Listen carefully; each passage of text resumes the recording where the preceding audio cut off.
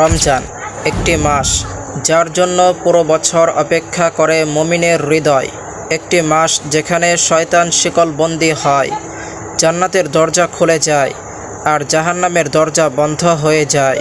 কিন্তু একটি প্রশ্ন আছে যা আমাদের অন্তরকে কাঁপিয়ে দেয়।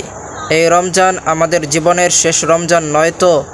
একটু চোখ বন্ধ করে ভাবুন, গত রমজানে আপনার পাশে কে কে ছিল?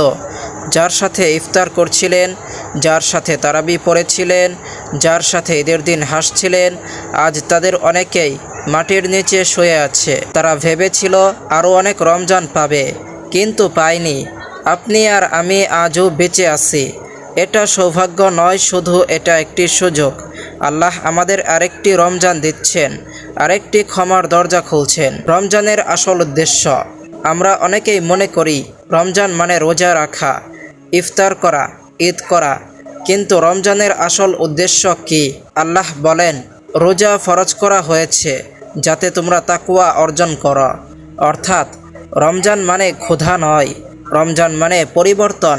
রমজান মানে চোখের গুনাহ ছাড়া, জিহ্বার গুনাহ ছাড়া, হৃদয়ের গুনাহ ছাড়া।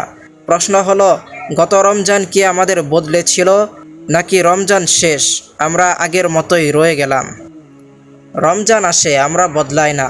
আমাদের জীবনে কত রমজান গেছে, 10টা, 15টা, 20টা, কিন্তু আমরা কি বদলেছি?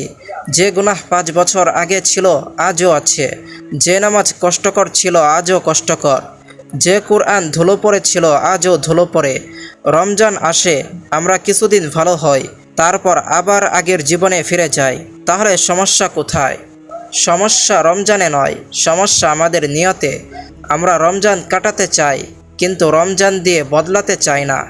যদি এটাই শেষ রমজান হয়, একটা দৃশ্য কল্পনা করুন, এটাই আপনার জীবনের শেষ রমজান। এটাই শেষ সেহরি, শেষ ইফতার, শেষ তারাবি, শেষ কুরআন তিলাওয়াত। তারপর আপনি আর কোনো রমজান পাবেন না। কবরের অন্ধকারে শুয়ে আপনি ভাবছেন, ইস, আরেকটা রমজান যদি পেতাম, আরেকটু নামাজ পড়তাম, আরেকটু কোরআন পড়তাম, আরেকটু তওবা করতাম। কিন্তু তখন আর সুযোগ থাকবে না, কারণ রমজান শুধু দুনিয়ায় আসে, কবরে নয়। এই রমজানকে বদলের রমজান বানান। তাই সিদ্ধান্ত নিন, এই রমজান অন্যরকম হবে। এই রমজান শুধু রোজার নয়, নামাজের রমজান হবে। শুধু ইফতারের নয়, কোরআনের রমজান হবে। শুধু রাত জাগার নয়, তাহাজ্জুদের রমজান হবে।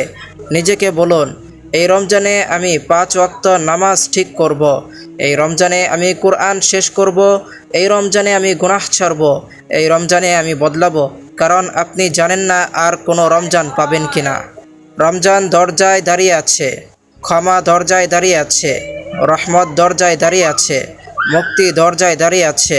প্রশ্ন একটাই, আপনি কি দরজা খুলবেন, নাকি আরেকটা রমজানও অন্য রমজানের মতোই নষ্ট হয়ে যাবে? আজই নিয়ত করুন, এই রমজানই আমার জীবনের মোড় ঘোরানোর রমজান। যদি আপনি চান এই রমজান আপনার জীবন বদলে দিক, তাহলে কমেন্টে লিখুন, আমি বদলাবো এই রমজানে। আর এই ভিডিওটি শেয়ার করুন, হয়তো কারো জীবনের শেষ রমজানকে আপনি বদলে দিতে পারবেন।